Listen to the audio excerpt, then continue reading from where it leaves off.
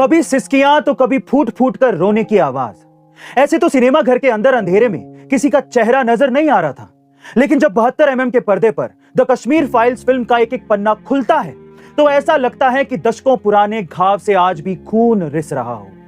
जी हां गाइस, पिछले 32 सालों से इंसाफ की लड़ाई लड़ रहे कश्मीरी पंडितों पर बनी द कश्मीर फाइल्स कोई फिल्म नहीं है, बल्कि वो सच्चाई है जिसे देखने के बाद ऐसा कोई शख्स नहीं होगा जिसे रोना ना आया हो।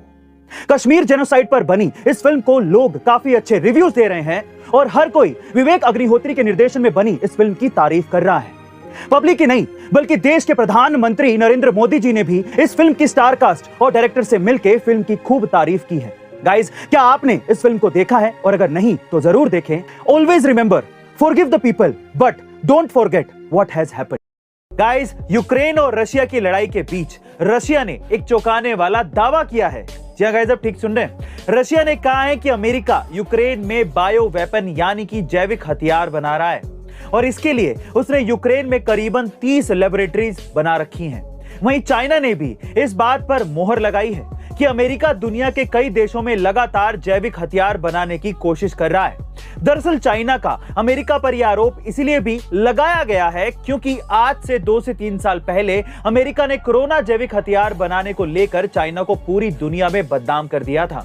बहरहाल, जो भी हो, अगर अमेरिका सच में जैविक हथियार बना रहा है तो रशिया और यूक्रेन का यह युद्ध एक नया मोड़ ले सकता है। आपका इसके बारे में क्या ख्याल है? कमेंट सेक्शन में जरूर लिखिएगा। ट्रेन से सफर करने वालों के दिमाग में अक्सर ये सवाल आता है कि अगर इसी पटरी पर दूसरी ट्रेन आ जाए तो क्या होगा, क्योंकि ट्रेन की स्पीड इतनी ज्यादा होती है कि उसे कंट्रोल कर पाना बेहद मुश्किल होता है और इसी वजह से जान माल के नुकसान का खतरा सबसे ज्यादा होता है।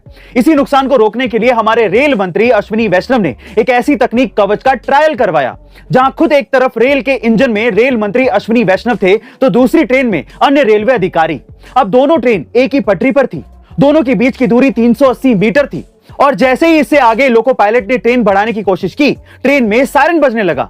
सबसे खास बात यह रही कि इसी निश्चित दूरी पर यानी कि 380 मीटर से पहले ही ट्रेन अपने आप रुक गई। मतलब यह हुआ कि कवच टेक्नोलॉजी से किसी भी स्थिति में अगर 2 ट्रेन एक पटरी पर आ जाती हैं तो वो आपस में नहीं टकराएंगी। गाइस, ये हमारे देश और रेलवे डिपार्टमेंट के लिए एक बहुत बड़ी उपलब्धि है।